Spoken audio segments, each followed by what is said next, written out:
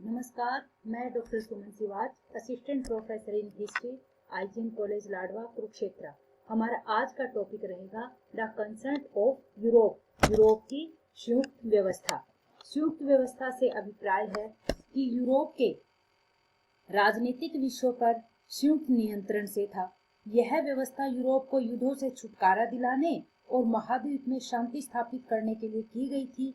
Vienna सम्मेलन के पश्चात सभी यूरोपीय शक्तियों ने यह निर्णय किया कि अब युद्धों का वातावरण समाप्त होना चाहिए। उन्होंने सोचा कि क्यों न सभी पहरेदार बन जाए और जहां कहीं भी शांति भंग होने का खतरा उत्पन्न हो, सभी मिलकर उसे समाप्त कर दे। यही थी यूरोप की संयुक्त व्यवस्था और इस व्यवस्था के अधीन कई सम्मेलन बुलाए गए। इन सम्मेलनों में अनेक समस्याओं को सुलझाने का प्रयास किया गया। यहाँ दो बातें हमें स्पष्ट रूप से समझनी चाहिए। पहली यह कि कंसेंट ऑफ यूरोप, यूरोप की संयुक्त संस्था थी। दूसरा, सम्मेलन बुलाकर समस्याओं का समाधान करना इस संस्था का साधन था। वियना कांग्रेस ने क्रांतिकारी विचारों का अंत करने के लिए अनेक प्रयास किए, परंतु वो अपने उद्देश्यों में पूरी तरह से सफल नहीं हो पाया। और इसी को ध्यान में रखते हुए वियना कांग्रेस ने जब क्रांतिकारी विचारों को रोकने का प्रयास किया और उसमें जब वो सफल नहीं हो पाया, तब इसका आगे का कार्य जो है वो कंसेंट ऑफ यूरोप ने किया। तो यूरोप के शासकों को क्रांति से इतना भय था कि वो कांग्रेस के निर्णयों को स्थायी बनाने के लिए कोई न कोई योजना अवश्य बनाना चाहते थे। उनका विचार था कि क्रांति की भावना को कुचले बिना शांति स्थापित नहीं की जा सकती। इस संकटपूर्ण स्थिति में रूस के जार अलेक्जेंडर को एक नई योजना सूझी और ये योजना कौन सी थी? The Holi alliance. ईसाई धर्म के सिद्धांतों पर आधारित शासन चलाने की एक योजना बनाई जिसका उद्देश्य यूरोप में शांति स्थापित करना था। उसकी इसी योजना को पवित्र संघ कहा जाता था।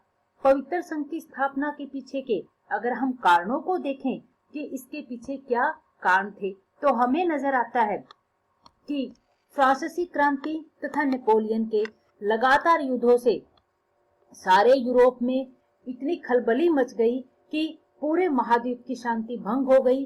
कृषि और व्यापार नष्ट हो गया। चारों तरफ बेरोजगारी और गरीबी फैल गई। यूरोप में शांति बनाए रखने के लिए ये कदम उठाना बहुत ही ज्यादा अनिवार्य हो गया था कि किसी ऐसे संघ की स्थापना की जाए जिससे इन सारी समस्याओं को दूर किया जा सके। इसलिए 1689 एडी से लेकर 1789 एडी तक का समय यूरोप में एक तो बौद्धिक क्रांति का भी युग है। क्यों पवित्र संघ बनाया जा रहा है? इसके पीछे एक और कारण भी नजर आता है कि जो ये बौद्धिक क्रांति का युग है, इस क्रांति ने तर्क को जन्म दे दिया, धर्म पर कड़ा प्रहार किया। लगभग सभी दार्शनिकों ने धर्म विरोधी बातें कही। जैसे वॉल्टेयर ने तो चर्च को एक कुख्यात संस्था का नाम दिया। इसी प्रकार रूसों ने भी कहा था कि सभी प्राचीन संस्थाएं नष्ट कर दी जाए। होलवेन ने तो यहाँ तक कह दिया था कि विश्व की प्रत्येक बुराई का कारण राजनीतिक एवं धार्मिक त्रुटियां हैं। इस प्रकार यूरोप में धार्मिक क्षेत्र में भी जो अराजकता फैली हुई थी, तो अब यूरोप के लोग इन धर्म विरोधी विचारों का दमन करने के लिए धार्मिक और नैतिक उत्थान चाहते थे। उन्होंने जार ने ईसाई धर्म के सिद्धांतों पर शासन चलाने की एक योजना बनाई। यूरोप में शांति स्थापित करना इसका मुख्य उद्देश्य था और इसी योजना को पवित्र संघ का नाम दिया जा रहा था। और इसके पीछे यही कारण जो है बौद्धिक जो क्रांति है, इसको कैसे रोका जाए, ये भी एक कारण नजर आता है पवित्र संघ के निर्माण में। एक और हमें कारण नजर आता है कि लगातार युद्धों के कारण यूरोप के सभी राष्ट्र बहुत ज्यादा थक चुके थे।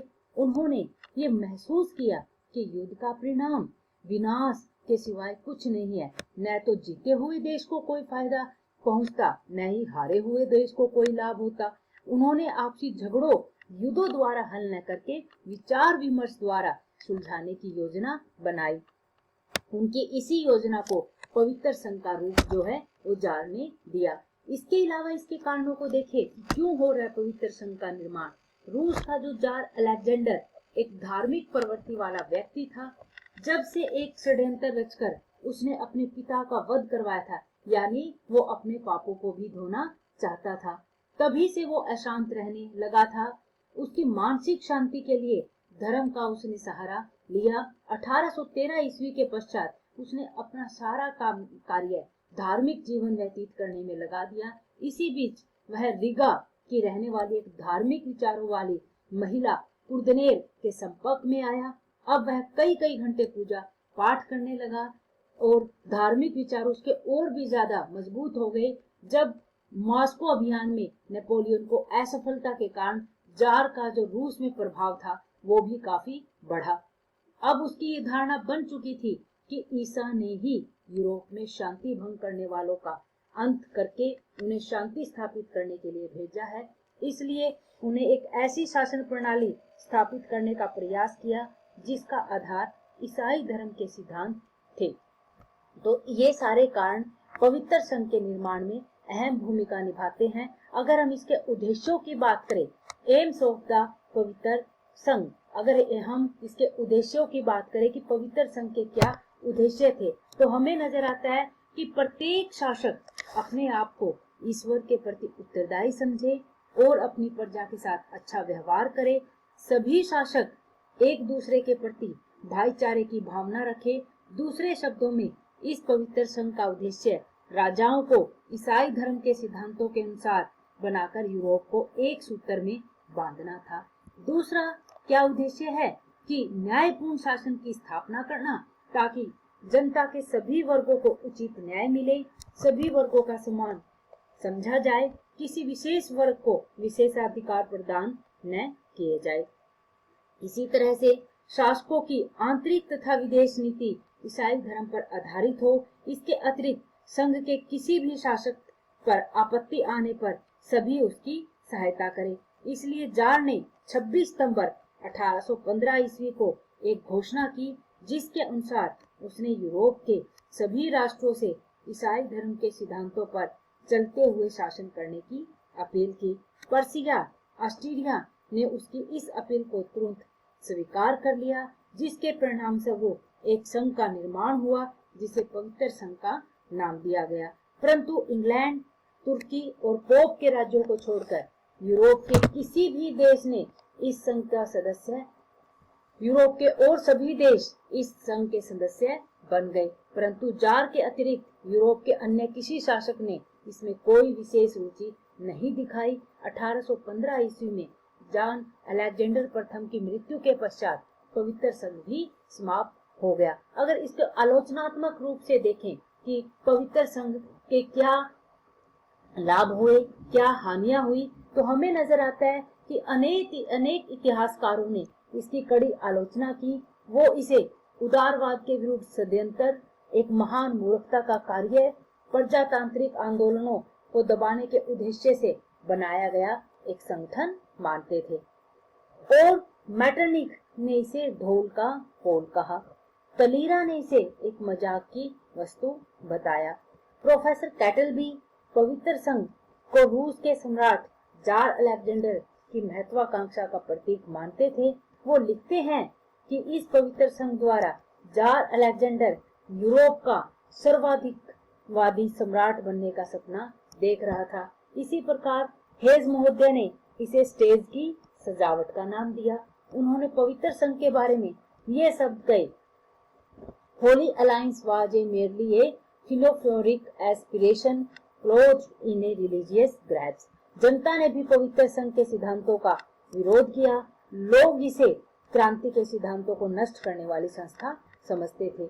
अगर इसके इतने ही बढ़िया परिणाम थे या इतने ही खराब ये पवित्र संघ था, परंतु इस संघ ने इंग्लैंड, तुर्की और पोप को छोड़कर और सारे यूरोपियन देशों को इसका सदस्य बनाया। एक समय में सारों ने नैतिक और धार्मिक शिक्षाओं पर बल दिया, न्याय के ऊपर बल दिया, और राजाओं ने ईसाई धर्म के सिद्धांतों के अनुसार यूरोप को एक सूत्र में बांधने का प्रयास किया। दूसरा, न्यायपूर्ण शासन की स्थापना करना भी, जनता के सभी वर्गों को उचित न्याय दिलाना भी इसका हमें मुख्य उद्देश्य जो है या नजर आता है कि इसके कुछ फायदे जो है वो हुए। परंतु समय बीतने के साथ ही, जार अलेक्जेंडर की मृत्यु के साथ ही पवित्र संघ जो है वो समाप्त हो गया। इसके पीछे के कारणों को देखें कि ये क्यों असफल हो गया। इस संघ का निर्माण रूस के जार ने किया था। इसलिए वो अधिक रुचि लेता था इसमें। अन्य शासकों ने इसमें कोई रुचि नहीं ली, जिससे इस संघ का पतन हो गया। दूसरा, किसी भी शासक ने इस संघ के सिद्धांतों पर चलने का प्रयत्न नहीं किया, इसे केवल कल्पना ही बनकर ये रह गई। पवित्र संघ के पास अपनी कोई सैनिक शक्ति नहीं थी, इसलिए वह किसी से भी अपनी बात नहीं मनवा सकता था। यह बात भी इस संघ की असफलता का एक कारण बना। इंग्लैंड ने इस संघ का डटकर विरोध किया, उसकी खूब हंसी उड़ाई। और पवित्र संघ का एक और हमें नजर आता है कि जो राष्ट्रीय भावनाओं को कुचलने वाला इसका उद्देश्य था। राष्ट्रीय भावना यूरोप के लोगों के दिलों में घर कर चुकी थी। यह संघ जनता की इच्छाओं के विरुद्ध था, इसलिए भी ये सफल नहीं हो सका। चतुर्थ मित्र मंडल के निर्माण ने तो इसका महत्व और भी कम कर दिया। अगर हम इसकी इम्पोर्टेंस की बात करें, पवित्र संघ क्यों असफल रहा या इसका क्या असफल होते हुए भी इसका क्या महत्व रहा, इसका हमें बहुत ही इम्पोर्टेंस नजर आती है। इस संघ ने यूरोप के देशों को एक सूत्र में बांधने का प्रयास किया। इन्होंने यूरोपियन जातियों में अहिंसा और बंधुत्व की भावनाओं को बढ़ावा दिया। इसने शासकों के भाईचारे की भावना से रहने और प्रजा को पुत्र समान समझने का परामर्श जो है वो दिया। इसने थोड़े समय के लिए यूरोप में शांति स्थापित की और पवित्र संघ छोटे छोटे और बड़े बड़े सभी राष्ट्रों के लिए खुला हुआ था। यूरोपियन राष्ट्रों का भी ये सच्चा संघ था।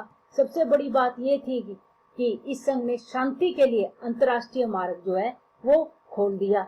महाकवि गेटे इस संघ की सराहना करते हुए लिखते हैं कि इस संस्था से बढ़कर मानवता के लिए उपयोगी किसी भी संस्था का निर्माण नहीं किया गया। इस तरह से उस समय के लिए पवित्र संघ ने यूरोप के अंदर शांति व्यवस्था स्थापित करने के लिए महत्वपूर्ण भूमिका निभाई। इससे का जो उद्देश्य था उसको प्राप्त करने में इसने सफलता हासिल की, परंतु कुछ सफलताओं के साथ इसको असफलता भी देखनी पड़ी। तो ये हमारा पवित्र संघ का कंसर्न ऑफ यूरोप के तहत हमने इसे किया।